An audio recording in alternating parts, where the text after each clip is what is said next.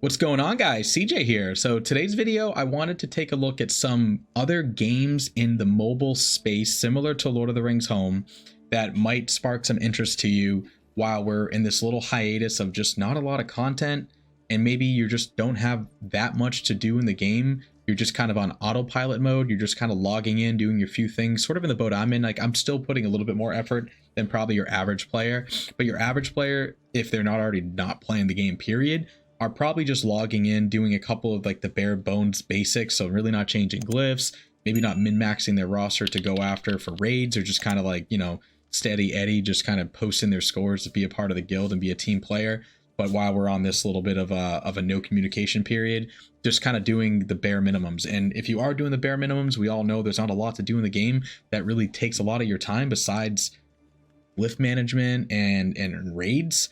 So if you're not doing either one of those from like a min-max perspective, and you're kind of trying to find that other thing to do on a mobile game, and I'll kind of throw you guys two PC games too, at least that I'm currently like putting some efforts or time into, not from a content creation side, but playing side. Kind of give you guys some ideas, just other games that are kind of in the genre that maybe is worth checking out. Maybe you really like it. So let's go ahead and take a look at some of those games. All right, guys. So the first one on the list is probably of no surprise, Capital Games' other hero collector game, Star Wars Galaxy of Heroes. So I actually started playing this game a couple of weeks ago, not when we had the lull of information and the lack of communication from Capital Games, but rather, hey, I'm a content creator. I want to think of ideas and modes that would be fun to be added to this game, kind of like my wish list video that I made for 2024 and what I'd like to see added into Lord of the Rings Home. I figured a lot of people who started playing these games came from either Marvel Strike Force or Star Wars Galaxy of Heroes, both of which I never played. The only mobile game that I really played prior to getting into Lord of the Rings Home was Raid Shadow Legends for a very, very short period of time. I played that game for probably a couple of months, years ago. I thought it was a fun game, but at the time I just didn't really sink my teeth too much into mobile games. I mainly played PC games. I still play a lot of PC games today.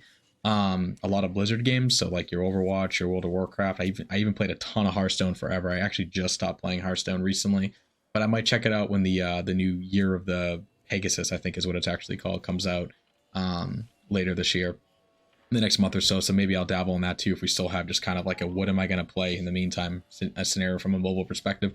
But this game is awesome. So you'll see I almost have a power already of 1 million, and that's because when I started playing the game like a loser that I am, not a loser, but I actually bought the Hyperdrive bundle. So I watched a lot of videos on this game. I played it for like a day or two and was like, it's not bad. A lot of people had made the comment that the Hyperdrive bundle was a fantastic deal for, it was like $50. So it's not cheap. So I'm not advocating at all for anyone who wants to play this game to drop $50 on it within the first few days of playing it. But I did do that. And, you know, I'm not a big spender in these types of games, but I knew I was so far behind that I was like, if I even want to play catch up at all, I don't need, but like I wanted to just expedite my roster, right? And if you are to buy that offer, you do get yourself, you know, some serious, you know, characters kind of given to you. As you can see, my roster is not great or anything, but I've got a lot of characters that are at 5-star. I don't even know what gear level this is. I generally don't know. But essentially, I just watched like a guide on how to play the game. And from what the guy told me to do from a couple of the other content creators in the space was, you really want Profundity, which is one of the ships, and they're in the Executor. So I think like in this game, the ships are a big deal. I'll be honest, I'm still super noob in this game. I pretty much log in once a day. I generally just do the quick 5-10 minute spiel where I get in, I do all my dailies to get my daily reward. I don't even usually log back in at all for the rest of the day. So I don't even collect all your bonus kind of energy or spending your energy to not cap out for the day. I'm really bad at it, honestly, especially for someone who dropped $50 in the game. But I made some progression, as you can see, based off these little kind of, again, be amazing to have this, but like team comp kind of savings. These were the teams that I kind of just followed along from one of the content creators and who I need to max first to just sort of like work towards your journeys, which your journeys are like your legendaries, like, you know, that you're trying to aim to get. So you can see like I'm almost done like my early pirates. I just have Dash Rendar left, who's actually like in this game, they call it Cantina, but it's like the same idea as like a guild farm. So once he's done, like my whole early pilots is done, then I don't even remember what ADRAD stood for, but working on this team kind of in tandem along with the bounty pilot. So like all these guys are kind of getting there. The only one that's actually going to really screw me, because I'm almost done all these characters, is going to be Bosk. Bosk is important, and the reason why I know this is because I haven't even been able to really farm him yet, is he has one of the best tanking ships in the game, Houndstooth, I think is what it's called. And you really need that ship for, I think, one of like the big ships you want for endgame, but also Bosk is maybe good. I don't really remember, but I actually can't beat his node on auto, so I have to like manually farm it. And again, I've been so lazy about it that I haven't even bothered to put the time into manually farm it. So this is going to set me back a lot, because obviously all the other characters are kind of coming along to being maxed out, and he's not even unlocked yet. So kind of a little bit of a hiccup there. But overall, there's a lot to do in this game. If you like Capital Games for whatever reason, after what they've done to us in home, a lot to do in this game. You get the mod system, which is pretty much your glyphs. You've got challenges very similar to what we have in home. So it's very easy to understand on how the game works, because it's made by Capital Games. So it's kind of the same game, right? It's just Star Wars themed instead of Lord of the Rings themed. So if you're a fan of the way the game works and you've never gave Star Wars Galaxy of Heroes a try, I would say it's an easy transition game. The flip side is that this game is like 7 years old. So like, I mean, there's tons of characters, tons of things to get caught up on. And not that it's impossible, it's very easy to understand. It's just like, you're just like on this uphill battle, And I like the idea of playing a game that's new and kind of a part of it from ground zero, even though I didn't even start playing home until 3 or 4 months after it came out. But you get to like learn the game, kind of like test stuff, see what works, what's strong, what's not, what comps work. That's like the fun part of these types of games, at least in my opinion. Just kind of like watching a content creator going to a website that says like, here's your best early game team, here's your mid, here's your end game, here's your best XYZ teams for XYZ modes, plug and play. This is how you like, I mean, I'm just like not even thinking about the game. Like that's kind of how it is for me right now with the collection I just showed you. I have all the saved squads of the people I need to farm. I literally go into the game. I just do my triple refresh up here. I just literally go to my collection, sim, boom, boom, boom, boom, boom. Okay, done. 10 minutes later, done with the game. And like, I'm not thinking about anything, because like the game's been out for so long. I haven't really dove into like, oh, like what does this team do? Like, what are their abilities? Like, what's their best ability? It's all stuff that I should like want to know if I'm gonna main this game as a mobile game, but because it's like a side hobby and it was mainly just to really experience like what do these modes have to offer and how would they transition to be fun in home, is why I started playing it. But now with like nothing really happening in home, I wanted to give it a call out as like if you've never played it before, it's not a bad game, it's something worth considering. So let's go ahead and look at another game. All right, guys. So the next game on my list, at least for the mobile side, is going to be another, been around for a while, but similar game, Marvel Strike Force. So as you can see by my level up here, level 19, I actually just started playing this game 2 days ago. I'll say personally, I actually enjoyed this game more than Star Wars Galaxy of Heroes, not because of Capital Games or anything of that nature, but I think Marvel is kind of a more fun universe, at least from like playing the game, unlocking characters, their abilities. Like it's a little more exciting, at least in my opinion, than like Star Wars. Like I love Star Wars as like an IP, of course, like who doesn't, right? I also love Marvel and DC and Lord of the Rings. And a lot of these IPs are just fantastic IPs for like games, because you can relate to the characters because you know who they are. But I will say, from my 2 days of experience in this game, and I have not put any money in this game, and I'm not going to put money in this game, I'm just going to casually play it, I've had a good time playing the game. So what I did, don't really disregard my favorites. I watched a couple of tier lists, and so what I did is I just marked them as like characters that I kind of want to think about getting. So if they show up like on like an unlockable node, then I kind of know like, okay, like he's important to think about. Or like as I've been building like my first teams, I got lucky and got Spider-Weaver. Spider-Weaver is actually one of the best characters, I guess, in the game. So that's cool. Gambit you get for free. Don't really have to go into the characters because it's going to mean nothing to you if you never play this game. But essentially, the one thing that I've read into this game is, unlike Star Wars Galaxy of Heroes or Lord of the Rings Home, while your full teams are very good together because they have their synergies and they like are pretty much meant to play together, like your Rivendell or your Haradrim, you can kind of get away with plug and playing some characters a little bit, right? Like where you have mixed teams because they just like do well against a specific raid boss. From what I heard in this game, the teams are like, you really need the full team to get the most output of your team, right? Like you can't like really have too much plug and play. And not that that matters, like that's fine. That just means like if I want the Hulk team, like I have to do whatever the Hulk, you know, tag is. I don't even know. But overall, I've found the game to be actually pretty fun. Like graphics wise, for like, again, a 5-6-year-old game, has been pretty cool. The unlocks have been kind of neat. The supply store has been neat with sort of like the whole orb system that you can use to kind of like open stuff up. So like you can see here, I have like a claim. So like I can claim this and then I can like hit the open and, you know, whatever, like it just does a screen. And depending on the different tiers of like older legacy characters to newer characters is kind of depending on like how much of this currency you can kind of get in a roll. But I mean, it's pretty cool, you know, like it's just, I mean, nothing special. It's just like running a loot box, but you can kind of do it this way. You also have, of course, just the more standard way, which is like doing the campaigns, and then every couple of nodes, there's a character that you can farm, and, you know, they get the energy system, and all of it's the same, right? Like the gold, the energy, you got events, you got login dailies that are on specific days, like, you know, same thing that you would see in home. So again, a very relatable game, just with a lot more going on. So I just heard this game has a lot of bloat, and it's very difficult to catch up without either spending money or taking a significant amount of time before you're really going to be competitive in this game. And so from that perspective, like there's a lot that will keep you busy for a long time. But if you're like competitive and you're used to playing like home, and you were in a raid team that you were kind of trying to be a part of one of the more top raid teams in the game or the guilds, it's tough because like you're going to be so far from ever getting to that point. And they do these time heists where like they jump you to like 25, then like 45, then like 65, then 85 or something along those lines. And they get progressively more expensive, but you can go pretty high up in the levels to save you like months of time from like leveling from, you know, 19 to now the new cap of 100. So if you were trying to get the end game quick, you can save yourself like a couple of months time by spending like maybe $200 or something crazy, similar to that hyperdrive that they have in Star Wars, except that gets you all the way to max level, and it's only like $50, which not $50 is nothing to sneeze over, but this is like to 85 max. It's like quadruple the price, and you still have to go from 85 to 100, which is like probably at least another month, if not more time, right? So it's not going to take you to max end game immediately or anything of that nature.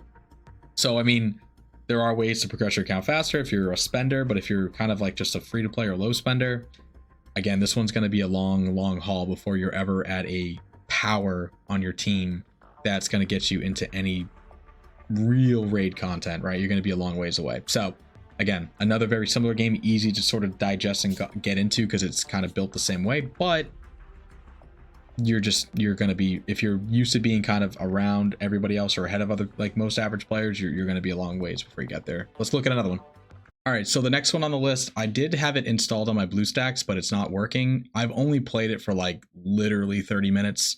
So I can't really give you guys like a super detailed opinion of this game. I do want to dive into it a little bit more over the next couple of days and just see if it has any longevity. From some of the videos I watched from other content creators on Disney Mirrorverse, it did sound like they had a similar situation like home, where they came out of the gates with lots of new characters, and then they were like on a hiatus, at least from a character perspective, maybe not communication in total, but they stopped making like really any noticeable content in the game for like months. And then it sounds like they're back in action. So I don't know what the reason was. Again, I didn't do like a deep dive into this game. It was very much like, what are other hero collector games that could be fun to test to kind of maybe just get that itch while we're just in this hiatus of minimal information, and really who knows what the longevity of our game that we're all playing is going to look like. But Disney Mirrorverse, I will say from like a graphics perspective, and again, like, I mean, who didn't watch Disney as a kid, right? Like, how fun is it having a character of like Scar, and just, you know, like I know Scrooge McDuck is like one of the best characters. I remember just seeing it on tier lists. Mulan's like one of the first characters that you can get. You get to pick through like 3. I picked Mulan mostly because like I love like rogues, and she was like double kind of like dagger, fast paced sort of character. So kind of cool. But the only big difference with this game versus like the other mostly kind of auto battler games that we've looked at is this game actually is like real-time combat. So like you're actually on your phone, or I guess BlueStacks, but it's not working for me right now to showcase the game, you know, in game. You're actually like fighting, like you're moving around, you're doing the battle. So if you enjoy like a little bit more than like just your auto battler / simming kind of simulator games where you're just strictly collecting stars, you know, this game has a little bit more to offer. That could be good or bad depending on the person, how much they really want to commit efforts into the game. I only did like 1 or 2 battles. They're pretty easy, pretty quick. I imagine they'll get more challenging as you go through the game. The other thing is this game's more of a gacha. Again, I don't even think I unlocked a single character yet. I've only played like 2 or 3 like parts of it and pretty much bounced out of the game. I wanted to try it more today. I actually want to try it more on BlueStacks, but I can't get it to load for whatever reason. So I'll have to figure that out because I would enjoy the game, I think, more on a bigger screen, especially since there's actual fighting than like my phone. But again, so far, visually, it looks really good. Characters are pretty cool. You're not too far behind. I think this game came out in 2022, like late 2022. So there's not like a ridiculous amount of characters that you have to catch up on. So from that perspective, it's a newer game in this genre. But the flip side is it's not strictly like a star-based hero collector game. It is a real-time combat with the gacha mechanic, which is like where you're, I'm assuming, like most other like anime type games like a Genshin Impact, you're probably like rolling like, you know, loot boxes in hopes of getting kind of certain characters with like a pity system probably in play. I don't actually know everything and anything about this game. I just know that it visually was really nice. I could see myself at least dabbling in it to at least try it. I just don't know if this is exactly like maybe what the other optional games are that are like very much similar to like the home style game. This one's a lot different, so just keep that in mind. The other one, so this isn't actually officially out yet. You can play this on Steam. I actually did play it on Steam. I'm not gonna bring up my Steam account because I don't know if it shows any personal information, so we'll hold off on me opening my Steam account up to show you. But if you go to Steam, at least in the US, if you go to Steam, King Arthur Legends Rise, it'll say like, oh, like it's an early access, I would like to sign up for it. Immediately upon clicking sign up, it gives you immediate access to download the game. I don't know if maybe I got lucky and I got access immediately, but I'm pretty sure from what I read from other people's comments on other YouTube channels that like essentially if you want to play the game, you just click the button and then you get access to the early like beta or early access version of the game. I think this is slated to come out in the next month or two, like within the next 3 months. I'm pretty sure spring the late, like late spring the latest, so May. Pretty fun game if anyone's ever played Dragonheir, and I'm kind of calling off some of the games I'm not even showcasing in here, but like Genshin Impact, again, been out for a while, so probably not worth diving into. Dragonheir just came out a few months ago. I actually played Dragonheir on launch. I just hate the concept of the seasons. So the way the game works is like, and I don't have it showcased here, but essentially the way Dragonheir works is it's again like a hero collector game that is more gacha where you're like rolling loot boxes to get heroes. This game's the same way. You're not star collecting where you can shard farm like a node or anything like that. This is very much like you're building your roster by getting what you get unlocked via loot boxes and then gearing them up with like, you know, gear progression, kind of like Raid and stuff like that. Like all those games are very similar in that design, not so much the star system design. This game seems cool. Again, it's set in like King Arthur time. So it's got a lot of like Lancelot and like those types of people, which is kind of neat. Good graphics. Again, comparing it to Dragonheir, the problem with Dragonheir is they did a seasonal design. So what's weird with that game is it helps you not fall behind, I guess you could say, because like you progress your roster by unlocking characters. As the season goes on, you get to, you know, the end game. They like kind of like time gate you a little bit. Once you get to the end game, your characters are pretty strong. You're kind of doing all your normal mobile games, arenas and, you know, battles and guild and blah, blah, blah, right? Like all that's similar in like any of these games. However, at the end of the season, your account gets wiped. You keep your characters, so you don't have to like go get that legendary. You got like the god roll, the best character in the game scenario, but they wipe the accounts, reset the season, and you're back to level 1 again farming. So it's kind of like just doing the game over and over. They add like new patches with like new maps, and so it's not like identical one for one, but it is very much like you make all this progression, you just make the progression again, and then make the progression again. Imagine like playing home, we got as far as we have, and then they told us like, oh yeah, by the way, we're adding this new mechanic where like on March 1st, your account resets. You keep all the characters you unlocked, you keep all the campaigns you've done. You don't have to do those campaigns again. Like all the nodes are unlocked still, but all your characters are reset to like 1 star. You'd be like, well, what the hell? Like, what? I did all that grind just to do it again? Like, that's stupid. You know what I mean? Like, it would help more players get into the game, because imagine if everyone was reset to level 1 or stars 1, a new player comes in the game. It's like, well, I don't have that character unlocked yet, but all I have to do is go unlock him and you're kind of close to me versus, oh, you've been playing it for a year now. Your character's maxed or close to, or is whatever maxed, and I just got him. Like, so it does create that layer of like keeping it a little bit more closer, so the whales aren't like way, well, I guess like way over here. Sorry, like backwards doing it on a camera, like way over here, and like you're way over here, and like you can just never really catch up because they're just so far ahead. Concept in theory makes sense, but from gameplay, it's like, man, why am I doing this? I just have to do it again anyways next season. I didn't like it.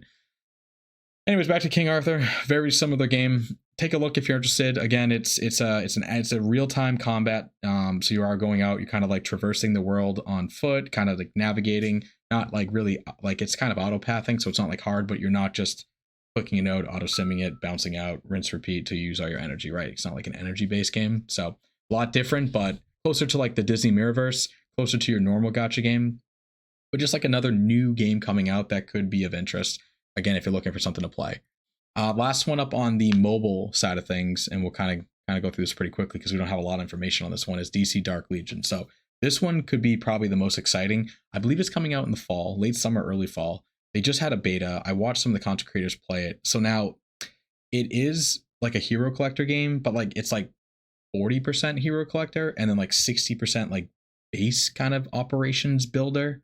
So they've made other games, this company, in the past. I actually don't remember who the company who makes this game is. Is it Fun Plus? I actually, it must be Fun Plus. Anyways, they made other games in the past where it's very much focused on the base building operation. So like in order to empower your team, like, or like get like better armor, you have to like upgrade your base of operations in like each of those kind of buckets to get them stronger and stronger. And that's kind of time gated on time. So like you can only go like level 10 to 11, but it takes like 12 hours for it to finish that upgrade. You know what I mean? So like a lot of it becomes time gated just literally on time because that's the way they kind of keep you getting back into the game. And then there's like the hero collecting part of it where you do have all the fun of collecting like these DC heroes like Joker and, Superman, Batman, whatever, right? So it's like a fun IP, but it's not only a hero collector game. There's like a lot to do with the base building. So like you do have to kind of keep that in mind. But again, it's probably the best new thing that I can find that has some hype behind it that is sort of in the genre of like autoplay, because it is like an autoplay turn-based, like, you can sim your stuff. You don't have to like go out of your way to do everything. Sort of like a couple of the other ones we've talked about, like King Arthur and Mirrorverse and, your Dragonheir, your Genshin Impact, your Raid Shadow. Well, Raid Shadow Legends is also like just quick sim. You know what I mean, right? Like this one's closer to those games than it is on like the real kind of like actually real-time combat style games. Again, not a lot of information on this game. You probably find some stuff on YouTube where people are playing it. You can join their official Discord if you go to this website, DC Dark Legion, and join it. They just had a beta end. I am trying to see what it takes to get into the next beta, if they're having one or if they're just literally going to be more or less having like an early access at some point soon prior to the official launch of the game. So we'll see. But yeah, this one seems pretty good. I'm really excited about it. So we'll see what happens. But the last two on my list are more like fan favorites of my own.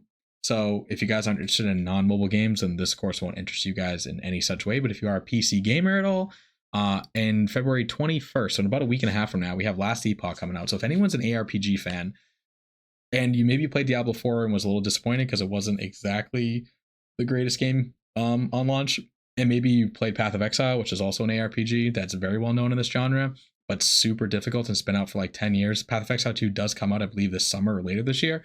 But Path of Exile has been out for like 10 years. So again, it's like an older game. It's like if you went to go play Diablo 3. It's a good game. It's been out forever, right? Last Epoch is like a middle ground of the two games, right? So it's not super casual like Diablo 4, but it's not super hardcore like Path of Exile. But it does offer a lot of those options of skill building. It does have like the newer graphics because the game just came out, of course. It has a lot that you can do in the game. They have trading. They have like a lot of cool stuff.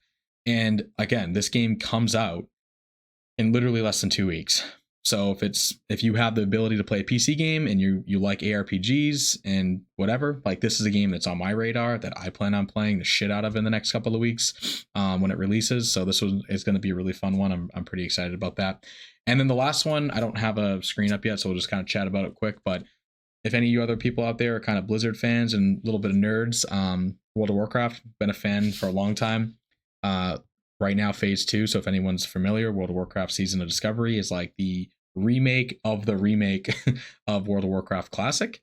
So if anyone ever played Classic when they re-released it about 5 years ago, they've been making like a seasonal mode sense, which is sort of just like adding some additional features within the Classic period. So it's very much still Classic, but like a little bit of twist, So anyways, World of Warcraft Classic Season of Discovery came out about 3 or 4 months ago.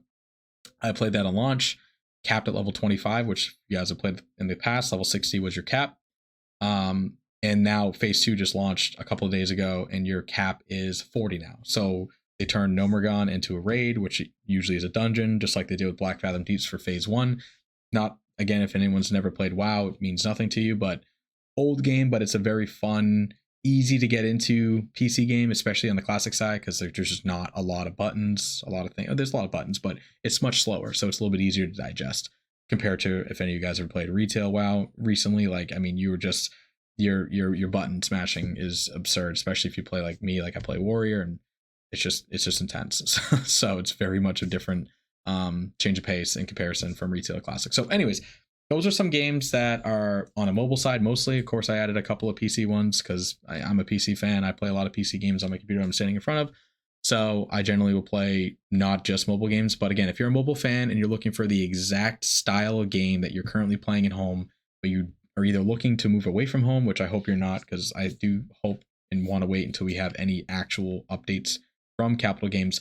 But if you are looking to find another game to kind of sink some time into, just to kind of have on the sidelines to keep yourself busy a little bit, in case you just find yourself like, yeah, I got nothing to really play right now, I would say Star Wars Galaxy of Heroes and or Marvel Strike Force, although are older, they're established, they're not going anywhere. You don't really have a big risk in that regard. But of course, it's going to take a long time to catch up because there's so much to catch up into the game. But they're both very much identical style games, so it's easy to dabble in. Some of the other ones I called out have more real-time combat or are more gacha than they are hero collector, with like, you know, nodes to farm. Another one I didn't mention is AFK Journey. So AFK Arena is a pretty popular game on the mobile world, pretty successful. They just created AFK Journey. You probably all have seen it all over YouTube if any of you guys are YouTube people, from other content creators, or they probably got a million different sponsors that they sent off to a bunch of like mid to high end content creators. So AFK Journey, again, it's a gacha game, but a new one. Just trying to think of new ones that you guys like myself can potentially think about if this game ever did come to an end, and something you can play that doesn't throw you into a game that's been out for like 7 years. Although you get the continuity of an older game and knowing that it's probably not going anywhere. These types of games, man, like if you fall behind, you just really fall behind, right? Like, and if you're gonna play an old game, why don't you just go raid Shadow Legends, honestly, right? Like, it's the biggest one in the genre, right? So like, why not just play the one that's like the king of them all, with sort of that similar build your characters with a lot of other crap to do in the game. So anyways, want to make a video kind of suggesting some stuff, not saying leave the game and play those other ones, but rather these are things that you can do to keep yourself busy while we're in this lull of a period of time waiting on Capital Games to respond. So hope you find them interesting. Let me know if you guys intend on playing anything else. I'd be interested to see what the community mostly wants to play. Maybe we can create a guild together with some of the other content creators even. So we'll see what everyone decides is like the game that most are interested in. But yeah, catch you in the next one. Bye.